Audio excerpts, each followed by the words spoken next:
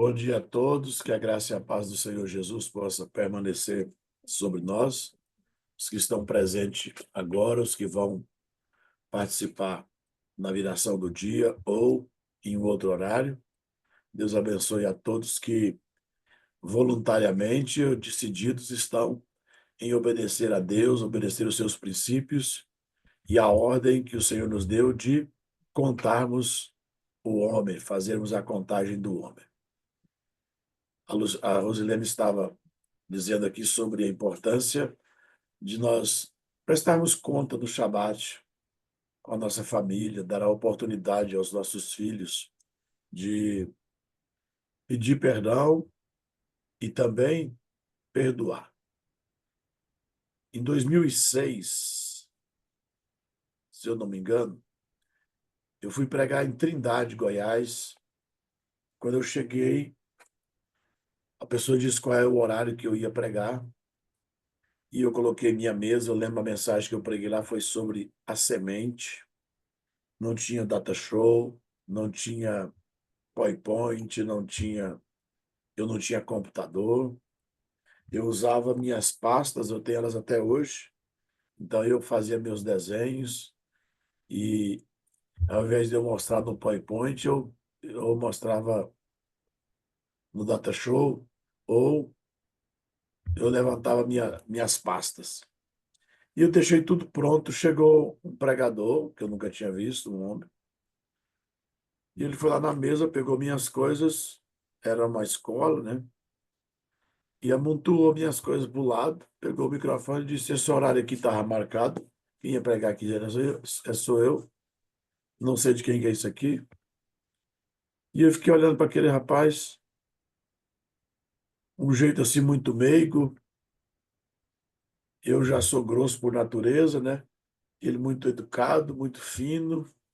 Eu No acho que meu, voltou a partir. no meu entendimento, ele estava até meigo demais. Eu não tinha visto as aulas anteriores. E ele disse: olha, nós vamos falar a partir do tópico 8, rebeldia. Ele disse: a rebeldia começa com promessas não cumpridas. Normalmente, quem faz os filhos rebeldes são os pais. E deu um exemplo que naquele dia me destruiu. O meu filho era bem menor, né? Então, em 2006, o Bruno tinha 10 anos, 11 anos. E ele disse assim: um pai, olha o exemplo que ele foi usar, pastora Leila. Eu que vivia só pescando, né? Um pai diz para o filho: eu vou te levar para pescar sábado. A criança vai para a escola a semana toda contando para os colegas que sábado irá pescar com o pai. De sexta para sábado, ele nem dorme direito. Ele já dorme vestido de roupa, com as coisinhas dele pronta. Tem alguém com o microfone aberto? Fecha, por favor. E o sono dele é leve porque ele sabe, amanhã cedo eu vou pescar. O telefone toca muito cedo, a criança já está até acordada. O pai atende o telefone, a criança já percebe que não vai ter pescaria, porque a empresa mandou chamar o pai. E o pai, na hora do café, diz: olha, o pai não vai poder ir pescar agora porque o pai tem que ir trabalhar. E a empresa fica mais importante do que o filho, o chefe fica mais importante do que a família, o trabalho fica mais importante do que Deus. E a pessoa quebra a sua palavra, quebra a sua promessa.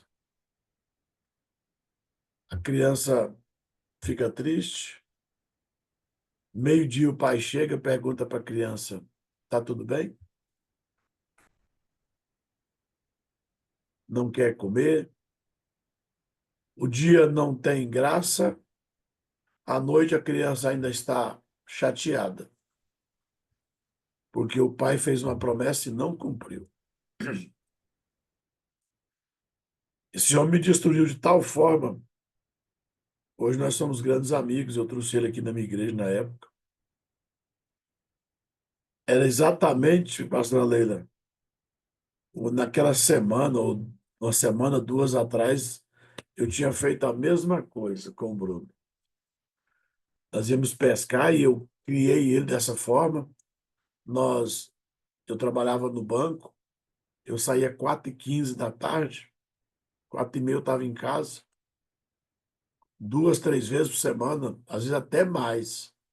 Eu chegava, ele estava pronto, ele já tinha arrumado a isca, já estava as coisas. E aí 10 km, 20 km, 30 km ao redor da nossa cidade, em Canarana, quem é da região conhece, sabe que qualquer lugar que você sai tem rios para pescar, e eu tinha os lugares de pescar. E nós pescávamos quando era 6h30, 7 horas, 7 e pouco, a gente chegava. Isso era, isso foi toda a vida, desde que ele começou a andar, eu levava ele para o rio. Foi lá na beira do rio que Deus me mostrou aquela palavra sobre onde os pais tropeçam, os filhos caem. E desde então que Deus trabalhou na minha vida sobre os pais preparar o caminho para os filhos. Um dia nós estávamos indo, e quem conhece Barranca de Rio sabe que não é um lugar asfaltado e nem aplanado. E eu passando dentro de um trieiro, eu tropiquei, enrosquei meus pés numa raiz e eu soquei a cara no chão. Mas ao invés de eu me preocupar em me limpar e cuidar da minha, eu virei para trás imediatamente para não deixar ele cair. Porque o Bruno não tinha, na época, no máximo 6 anos de idade. E era aquela animação, irmão. A gente pegava um peixe, o Bruno abraçava esse peixe, beijava esse peixe, e era aquela coisa. Nesse dia da palavra do pastor Augusto Queiroz, o Bruno já tinha um pouco mais de idade, eu já morava aqui em Primavera, eu mudei para Primavera, o Bruno tinha 7 anos de idade. E eu mudei para Primavera em 2003. E essa palavra eu ouvi em 2006. Então o Bruno já tinha de 10 para 11 anos. E aqui a gente montava numa moto e saía da cidade aqui, 30 km, 50 km, aqui também tem rios. E eu tinha prometido ir pescar com o Bruno, já tinha 1 ou 2 semanas. Mas aparecia as oportunidades de fazer a obra de Deus, né? E aí você deixa de cumprir um compromisso com o filho. E eu sento na frente daquele homem e ele diz: a maior fonte de rebeldia que vai se manifestar na adolescência e na juventude de uma pessoa são as promessas que os pais fizeram e não cumpriram. Irmão, você ouvir isso a primeira vez, é difícil de você fazer a conotação de que as promessas que você fez e não cumpriu faz seu filho rebelde amanhã. E a gente ora e a gente busca ajuda e não encontra como resolver. Quando a Rosilene estava aqui falando do tapa que ela deu a mais, e olha que foi umas 4 medidas a mais, né? Porque levou 4 semanas para o menino sarar, né? Esse a mais da gente é terrível. E às vezes o tapa ainda é menos ofensivo do que uma palavra. Eu digo isso porque eu sou de palavra pesada. Se Deus tivesse me chamado para ir tirar o povo do Egito, eu tinha feito pior do que Moisés.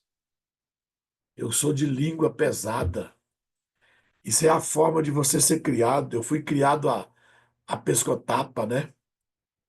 Eu Poucas vezes minha mãe me bateu de vara. E todas as vezes que nós corrigimos nossos filhos e não usamos a vara, usamos outro método, o diabo entrou na destruição, não é na correção. O diabo entrou em destruição na nossa família. Guarde isso. Todas as vezes que você corrigir seus filhos e não usar a vara, usar outro método, você está deixando o diabo entrar para destruir sua família, porque ele não tem condições de ajudar você a educar nem repreender, porque o diabo ele não veio para isso, ele veio para destruir. E quando a Bíblia diz, use a vara, e você vai livrar a alma do seu filho do inferno. E até o uso da vara tem uma exceção. E um dia eu perguntei para Deus, chorando depois de errar, de cada 10 correção que eu dava nos meus filhos, 11 era errada. Hoje eu tô com os netos dentro de casa. E a minha luta, às vezes eu tô aqui e escuto lá fora. Eu paro tudo aqui e vou lá, porque eu não quero que a Bruna ou a Fernanda faça com as netas o que eu fiz com elas, com eles. Que ao invés de você sentar, hoje, irmão, eu dou conta, com quase 100 anos de idade, né, que eu já tenho mais de 50, eu tô quase 100 anos de idade. Tô mais perto para 100 ali do que voltar para um, né? Abaixar, sentar, olhar na criança olho a olho, falar para ela que ela é importante. A Suzy, ela trouxe algumas coisas, e eu creio que ia da UTI. Ela não gosta de que segure ela. E a gente tem mania, né? Pegar a criança, querer parar. Irmão, se você fizer isso, ela chora o dia inteiro. Um choro desesperado, angústia que aquilo me incomoda. Por quê? Porque eu me vejo quando eu fazia com os meus. Isso hoje, Deus é tão caprichoso que Deus nos dá a oportunidade de rever. E ela pode estar fazendo o que for. Eu chego, não é passar a mão, eu já bati 2 vezes. Já passei a vara na lemoazinha 2 vezes. A primeira vez ela apanhou, acho que ela não tinha 1 ano e meio ainda. Pegou as coisinhas do prato, jogou no chão. Eu peguei, coloquei na mesa, ela jogou de novo. Fui lá, cortei uma vara, ver se ela joga hoje mais. Hoje, se falar, se ela vê que eu estou por perto, ela não faz. Então, eu errei tanto. E naquela semana, eu não tinha levado o Bruno para pescar, porque eu tinha ganhado um convite para ir pregar. Deixei de cumprir. E o pastor Augusto chegou começando dizendo: nosso 8º ponto. Ele pregou um seminário e tinha uns 12 pontos e estava tratando sobre a alma. Que quando você fala uma palavra para o seu filho e não cumpre, ele vê Deus em você. Você é a imagem de Deus para o seu filho. Então ele cria uma revolta. O inimigo vai usar aquela oportunidade. E se aquela semente não for tirada com um pedido de perdão, por isso o Shabat é importante. Dizer: olha, meu filho, eu errei, eu prometi e não cumpri. Você me perdoa? Você vai tirar a ferramenta que o diabo vai fazer seu filho ser um revoltado na adolescência, um rebelde. Então, e às vezes, eu estou dizendo tudo isso por quê? Porque a Rosilene diz: olha, precisou uns 4 Shabat. Tem coisas, irmãos, que você vai ter que falar muitas vezes, voltar atrás muitas vezes, até que produz cura. Porque a gente não tem noção da profundidade da ferida que a gente causa no outro, na alma do outro. E às vezes você vai ter que fazer um curativo em uma cicatriz, em uma ferida, várias vezes, até que ela vai lentamente se fechando. Então peça perdão quantas vezes for necessário. E quanto a corrigir com a vara, um dia eu estava na igreja, orando, falando com Deus, e eu entrei na conversa com Deus, e o Senhor disse comigo: use a vara. Eu disse: Senhor, mas a gente tem uma desculpa na minha mente, pastor Leandro. Eu pensei assim: mas se eu morar num apartamento, onde eu vou arrumar uma vara? O Senhor disse: a mão que abençoa, a mão que abençoa, não é a mão que corrige. Por isso eu quero que você use uma extensão e nunca corrija com a mão que abençoa. Irmão, depois daquele dia, quando eu vejo alguém dar um tapa numa criança, irmão, eu desespero.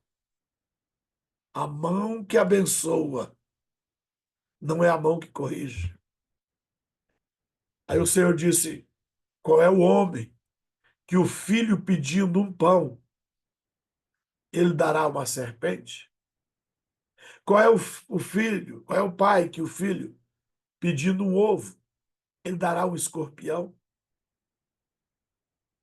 Ele disse, nenhum. Ele diz, todas as vezes que você tiver que usar a vara seria o pão, mas você usa a mão vira uma serpente. A vara é o ovo, mas se você não souber usar, ela vai virar um escorpião. Irmão, a Bíblia não está escrito à toa. Então tem gente que não sabe por que o filho dele virou Satanás. Você colocou o diabo nele. Ele seria corrigido com o pão. A tua vara e o teu cajado me consola. Aí eu fui e usei as mãos. O menino precisava de um pão e você deu uma serpente. O menino precisava de um ovo e você deu um escorpião. Pastor Marcelo deve estar aqui. Pastor Marcelo pregou a mensagem agora em dezembro na igreja. Se eu fosse você, antes de eu ir, se desse tempo, corria lá no meu canal no YouTube e veja a palavra que o pastor Marcelo pregou agora em dezembro, no nosso conferência Os Pais Preparam o Caminho para os Filhos. E o pastor Marcelo, eu brinco com... Falei, rapaz, hoje você pegou, naquele dia que ele pregou essa palavra no culto, eu falei, hoje você pegou, bater, começou no pastor, né? Pastor Marcelo, ensinando como é que ele corrige os filhos dele. Irmão, o pastor Marcelo tem o Levi. O Levi hoje está virando homem. Eu gosto tanto daquele menino. Ele tem um respeito por mim. Mas ele, quando ele era pequenininho, ele tinha tanta energia. Hoje ele sabe gastar a energia dele com educação física, com esporte, né? A mente, eu acho que por ser tão inteligente, por ter a capacidade que ele tem, dada por Deus, pela forma que ele é criado pelo pastor e pela pastora. Irmão, eu tinha dia que o Levi tinha que buscar ele 600 vezes no altar. Esse Levi, o pastor Marcelo lá na frente, e ele corria para lá e voltava, corria e voltava. Eu ameaçava de bater no Levi, eu fazia a maior proeza com o Levi. Se vocês veem o carinho que o Levi tem comigo, nunca bati, nunca ia bater, jamais. Aí o pastor Marcelo diz: olha, eu chego em casa, sentamos, conversamos porque vai ser corrigido, pego a vara e aplico a disciplina. Gessiliano tá aí. Aquele dia foi de matar, né, Gessiliano? Marcelo sai com cada uma. Pastor Marcelo tá aí. Se tiver, faz. Tá aqui, eu vi. Ô, Marcelo, conte aqui só essa experiência de como você corrige as crianças. Fugiu aqui um pouquinho, mas eu sei que Deus está falando. Isso aqui não surge por acaso. Consegue abrir o microfone aí? Olha ele aí. É esse menino bonito aí, irmão. Shalom, bom dia a todos. Bom dia. A nossa experiência em corrigir, tanto eu como minha esposa, nós levamos para o quarto, sentamos na cama e conversamos, explicamos por que a criança está apanhando e ele tem que entender isso, por que ele está sendo corrigido. E geralmente pedimos para ele repetir, ele vai falar por que ele está apanhando. E na hora da correção, com a vara, ele coloca as mãozinhas na cama, com o calçãozinho puxado para baixo e usa a varinha para corrigir. Então, porque correção não é bater, correção é ele entender por que está sendo corrigido. Então, bater nunca resolveu nada em geração nenhuma, mas a correção sim. E é o que geralmente Deus faz com a gente. Ele, quando nós apanhamos, a primeira coisa que vem à nossa mente, ao nosso entendimento, é por que estamos apanhando. Então, isso é muito importante na formação da criança. A maior demonstração de amor é você corrigir da forma correta. E é o que Deus faz. Deus só prova o amor dele hoje, depois que ele deu o filho dele por nós, fazendo o quê? Corrigindo. Não há filho a quem ele ama que ele não corrige. Amém. Obrigado, pastor Marcelo. Mas escuta a palavra completa que você vai entender muito mais. E hoje nós vamos falar da disciplina da bondade. Então, começamos bem, né? Vamos lá? Então, nós estamos no nosso. Hoje é o dia 2 da contagem do homem e nós temos uma bênção a ser declarada. Bendito és tu, Senhor nosso Deus, Rei do universo, que nos santificaste com os teus mandamentos e nos ordenaste a contar o homem. A oração da bondade, da disciplina da bondade. Eterno, fonte de toda força e misericórdia, neste segundo dia da contagem, volto meu coração para a harmonia entre o amor e os limites. Peço-te sabedoria para compreender o valor da disciplina inserida na bondade. Ensina-me a amar com consciência, a doar com equilíbrio, a estender a minha mão com compaixão, mas também com firmeza e discernimento. Que minha generosidade não seja cega, mas guiada pela justiça.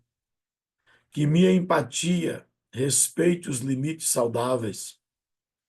Capacita-me a saber dizer sim com ternura e não com amor. Que minha bondade não elimine dependência ou desequilíbrio.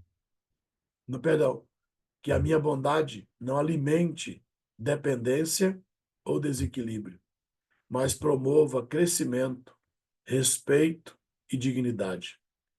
Ajuda-me a manifestar o amor divino com estrutura e a disciplina divina com compaixão.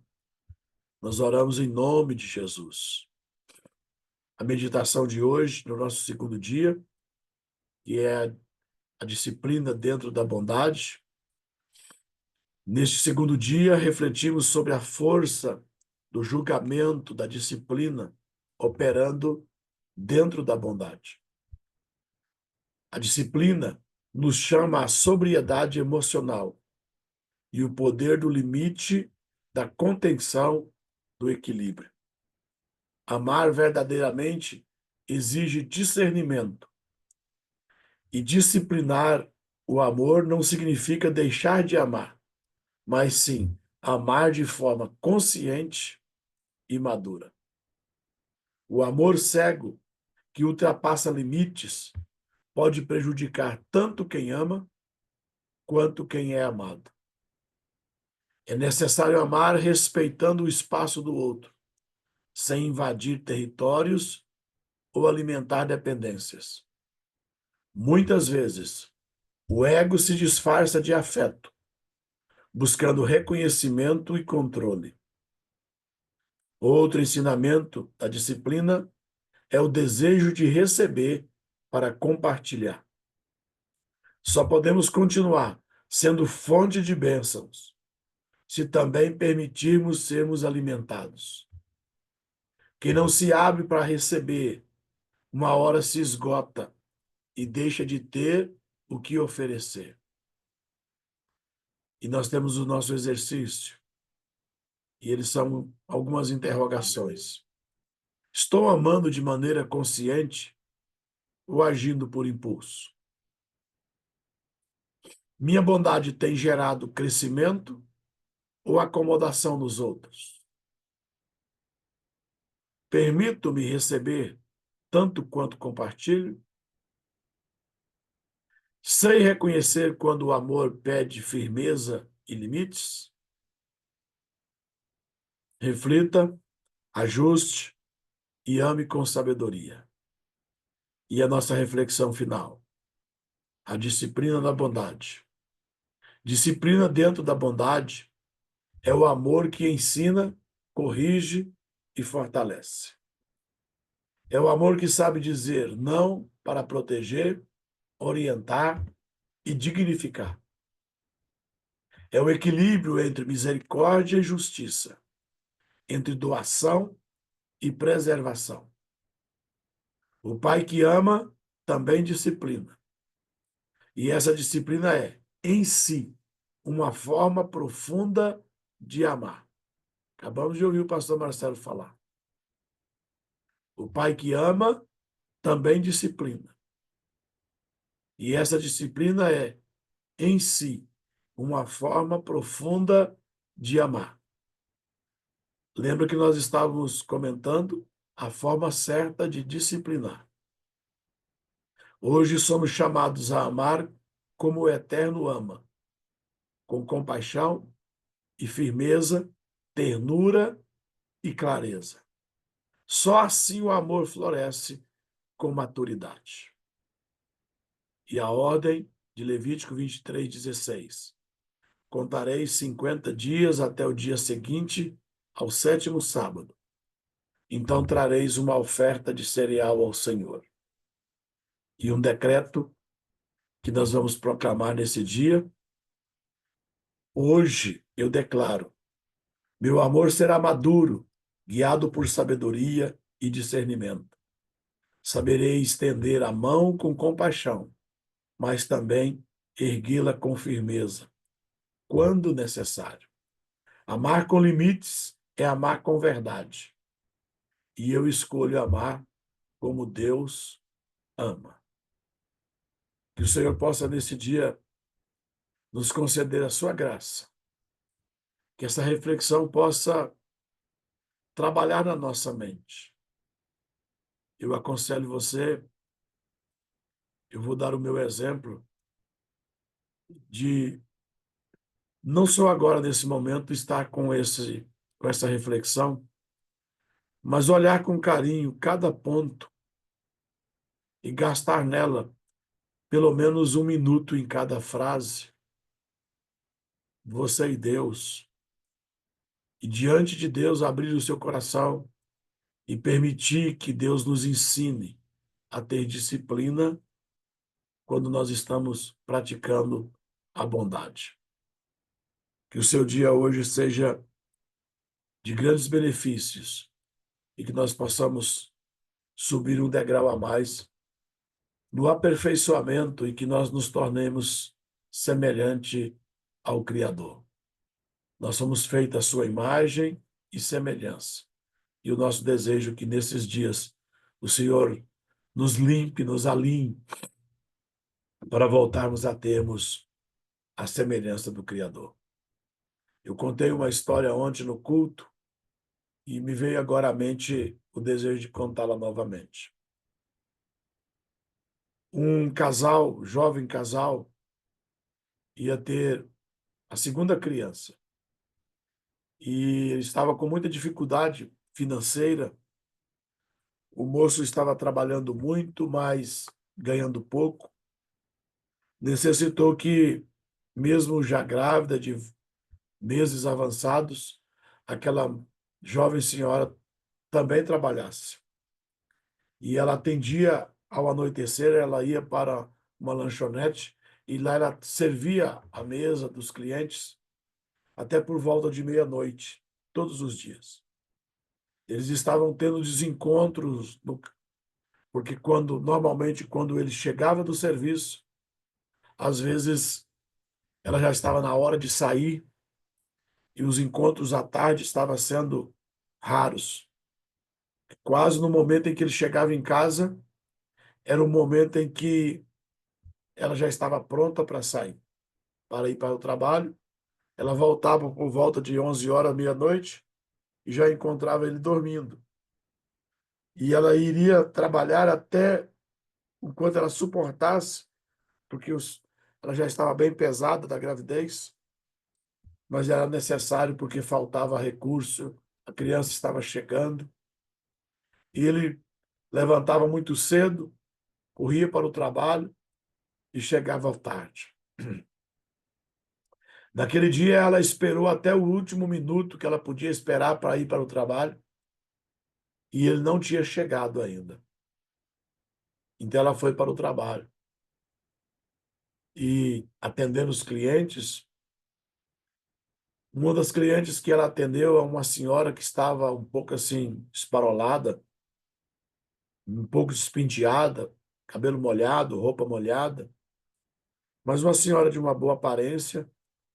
E ela, mesmo com aquela inconveniência de estar servindo as mesas com a sua gravidez bem avançada. Ela não deixava de te deixar um sorriso, de dar atenção. E quando ela termina de servir aquela senhora se sente servida, ela, enquanto vai buscar alguma coisa a mais para um outro cliente, aquela senhora, ela voltou para a mesa, aquela senhora não estava mais na mesa. Mas ela deixara um bilhete, um guardanapo escrito, e por baixo do guardanapo e algum elemento da mesa estava sobre aquilo, havia uma quantia de dinheiro muito grande. E aquela senhora escreveu no guardanapo dizendo: olha, eu vi que você está prestes a ter o seu filho e hoje alguém prestou a mim um favor e não quis receber.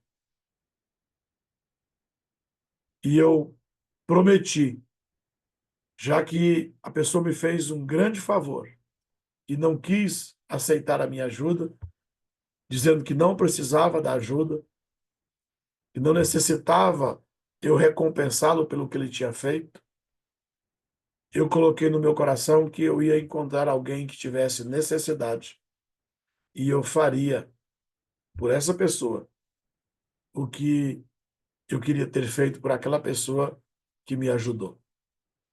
A moça ficou contente, a quantia de dinheiro era suficiente para terminar os seus dias de gestação sem precisar trabalhar, comprar o enxoval, deixar as contas da casa em dias e ainda sobrava saldo. Ela voltou para casa, apesar de sentir dores nas costas, dores na barriga, ela não perdeu a alegria, porque aquele dia foi um dia muito favorável. Quando ela chegou, o esposo já estava dormindo, cansado do trabalho, mas ela se movimentar, ele acordou e ela disse: que bom que você acordou.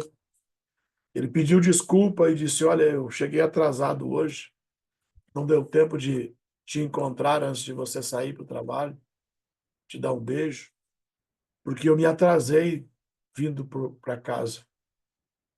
Eu encontrei uma senhora e hoje no caminho deu uma tempestade e uma senhora com um carro atravessado na pista porque estourou um pneu e ela não conseguia trocar o pneu. Eu cheguei atrasado porque eu parei para trocar o pneu para ela. Ela até insistiu e queria me recompensar, mas eu acho que não seria justo, né? Ter que receber por fazer um favor. A moça parou e disse: e como era essa senhora? Falou: eu lembro perfeitamente até como ela estava vestida. E fez a descrição. E era aquela senhora que no caminho da sua viagem sofreu um acidente e parou na lanchonete para comer, já que a sua viagem tinha sido interrompida porque ela tinha furado um pneu. E ela deixou o guardanapo junto com o guardanapo, a recompensa para alguém que tinha feito um favor, mas não quis receber. E por que o senhor está falando isso? Que todas as vezes que você reconhecer a bondade de alguém, isso está falando da disciplina. Não, não queira ser sempre o favorecido. Queira sempre ser você quem vai favorecer outro. Se tiver algo que você, além do que nós estamos aqui refletindo, decida ser você a pessoa que vai sempre recompensar, sem esperar ser recompensado. Porque a recompensa, quando ela vem, dada por Deus, pela justiça de eu ter feito o bem, essa recompensa será muito mais abundante, muito mais gratificante, e ela vai resolver muito mais do que aquilo que eu gostaria de ter naquela hora. E nós temos um mau hábito de fazer alguma coisa E se a pessoa não nos recompensa, a gente reclama.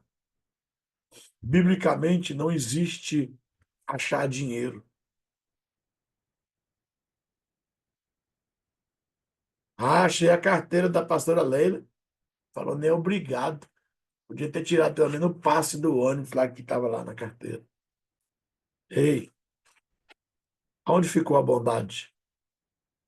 Que para mim fazer um ato de bondade eu tenho que receber por isso. Pensa nisso.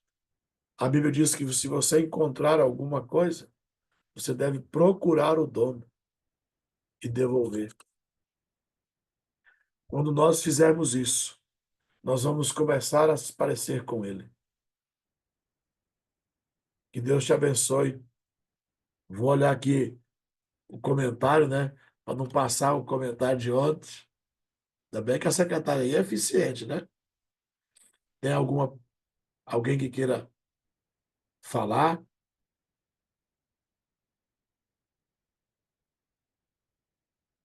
Bispo, repita a frase. Quem não se abre para aprender, se fecha. Foi dita ou foi lida? Foi dita, bispo. O senhor falou. Agora, não vou lembrar, minha filha. Eu falo porque tenho. Eu estou na manivela, né? Tem alguém que toca na manivela. Se ele voltar a manivela, eu vou acertar, senão não vou. Mas ficou gravado, tá, filha? Foi você mesmo que falou, Gleice? Você mesmo que perguntou. Depois você ouve de novo, tá? Não lembro agora.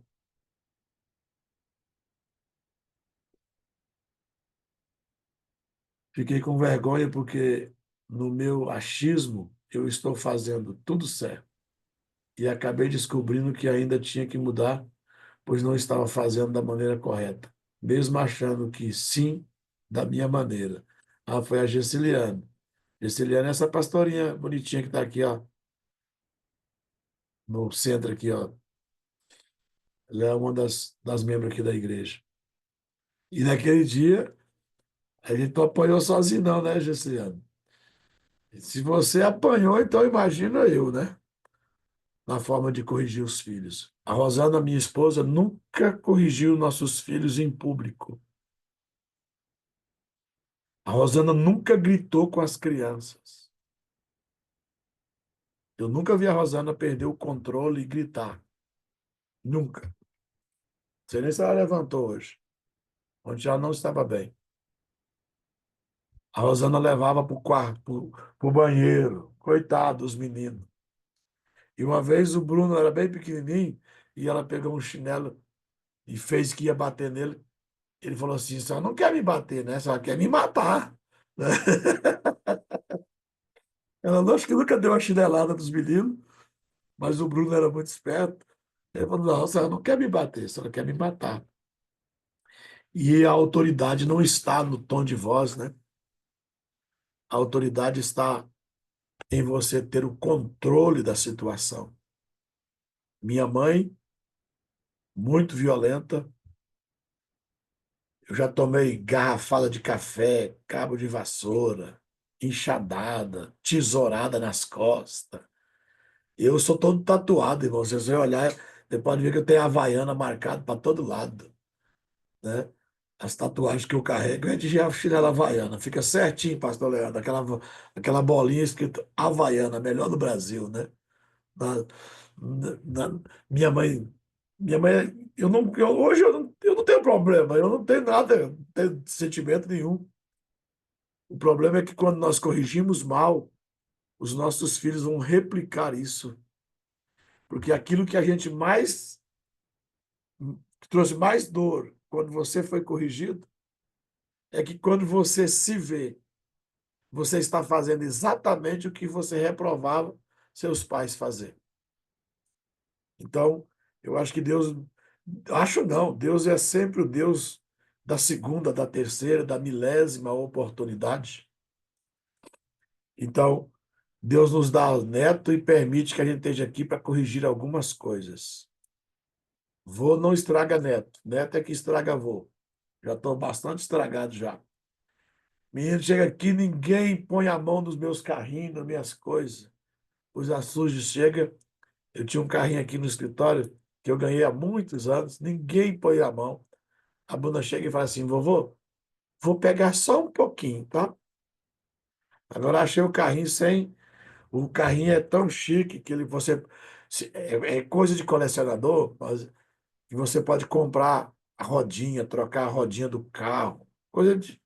Pois sumiu o pneu do carro.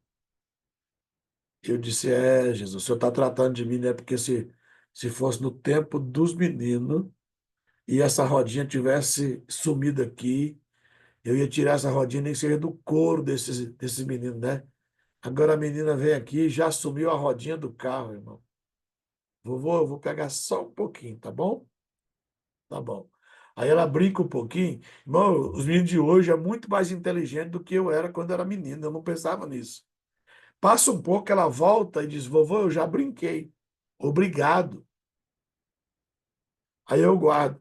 Ela vai ali, não dá 30 segundos, ela volta. Vovô, posso brincar só um pouquinho? Irmão, só para eu ver ela pedir e dizer obrigado, ela está estragando meu carrinho. Já estragou meu carrinho. Ninguém põe a mão nesse carrinho. Esse carrinho deve ter uns 10 anos ou mais que estava aqui. Mas hoje eu vou ter a autoridade de dizer para alguém: não faça assim, olha, eu criei da forma que você está criando e ficou errado. Tem coisas que manifestou lá na frente que se eu tivesse corrigido corretamente aqui. Então eu louvo a Deus pela vida do pastor Marcelo. E não só ele, aqui na congregação tem vários irmãos, o Albervan e a Geice. A Geice é braba igual eu. Corrige os filhos. 3 filhos maravilhosos na igreja, irmão. Pastor João e a Catiane, eu acho que eu nunca vi falar nem se a Catiane bate nos filhos, né? Bate, João, ou só bate no marido? Porque o marido eu sei que já tomou cacete, né? As crianças, 4 crianças, irmão. Um até quebrou o bracinho essa semana, quebrou o cotovelo. Enquanto o João estava dando uma aula, ele subiu no banquinho, assim, no tamborete, e caiu. Ele foi eleito o mais custoso dos 4, né?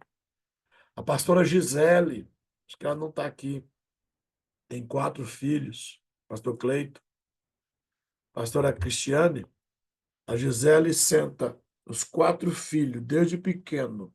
Os filhos dela nunca andou na igreja. E não são crianças reprimidas, não. Disciplina. Mas a Gisele levava a vara para a igreja.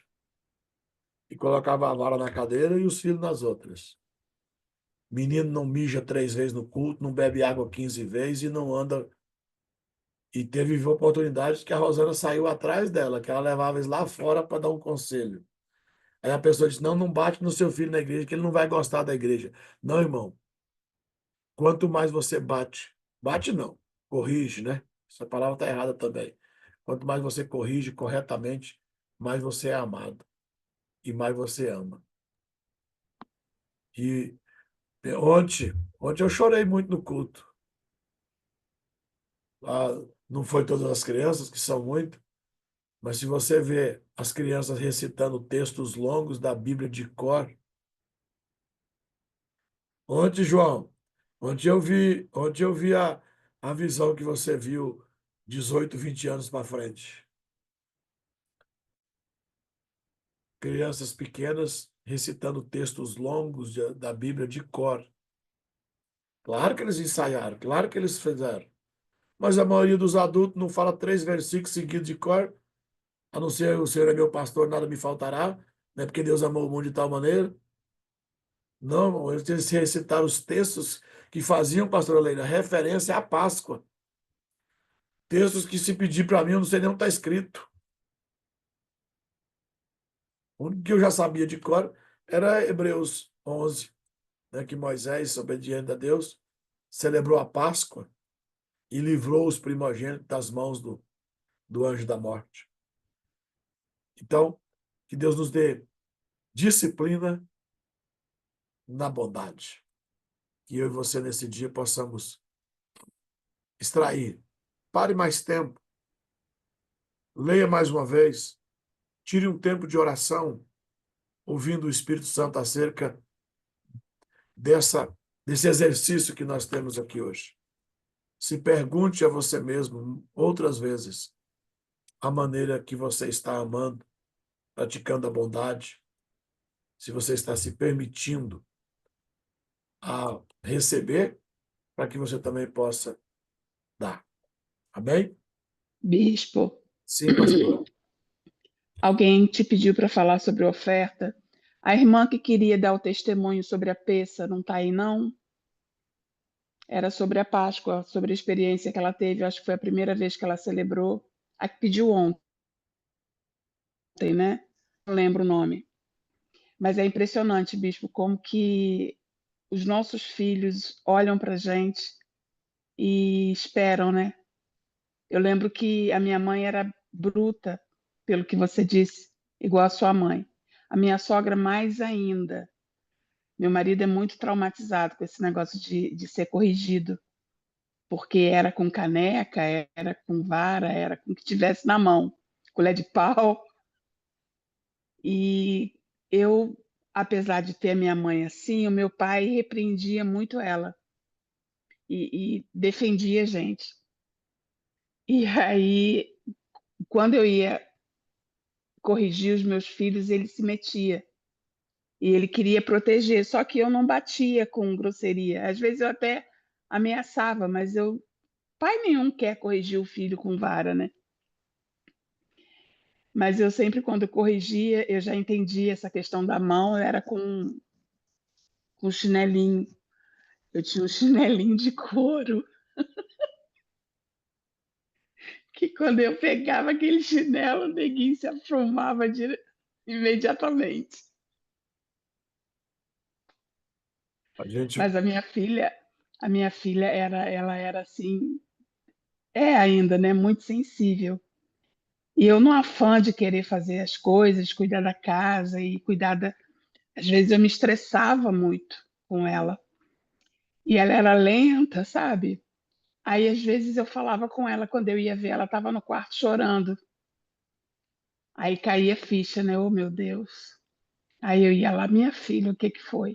Mãe, você fala com a gente, você quer que a gente adivinhe o que você está pensando.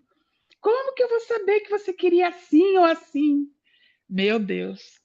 E aquilo me machucava tanto, e ela foi uma das pessoas assim que mais me fez me transformar, porque ela ficava realmente muito sentida, igual o filho da irmã aí que deu o testemunho. Já o Daniel não, o Daniel ele nunca precisava ser corrigido, ele era muito tranquilo. Mas a minha filha, meu Deus, mas era muito sensível também. E marca com força. olha, olha a frase que o Kennedy escreveu aí. As cicatrizes de Jesus, mesmo após a ressurreição, não desapareceram. E é verdade, né? Ele chamou o Tomé e disse: põe a mão aqui, ó. Estava perdoado, mas a cicatriz, mesmo depois da ressurreição, ainda estava lá. É muitos testemunhos, né? Quero dar um bom dia muito especial aqui para a pastora Sueli Sanches, mulher de Deus, missionária. Ô, pastora, Deus abençoe a senhora. Tá tudo bem, né? Aí é, aí é poço profundo, viu, irmão? Mulher de Deus, viu? Deus abençoe, pastora. Que honra a senhora estar aqui, viu? Deus abençoe mesmo. Amém, irmãos? Se nós começarmos a falar mais, nós podemos mudar de, de assunto, e o assunto é a disciplina na bondade. Gere um tempo, vai dar tempo, de hoje até o nosso próximo encontro amanhã pela manhã. Permita-se Deus trabalhar na sua vida e nas nossas vidas. Amém? Fiquem com Deus. Tenha todos um bom dia, uma boa semana, em nome de Jesus. Esse será o melhor dia das nossas vidas.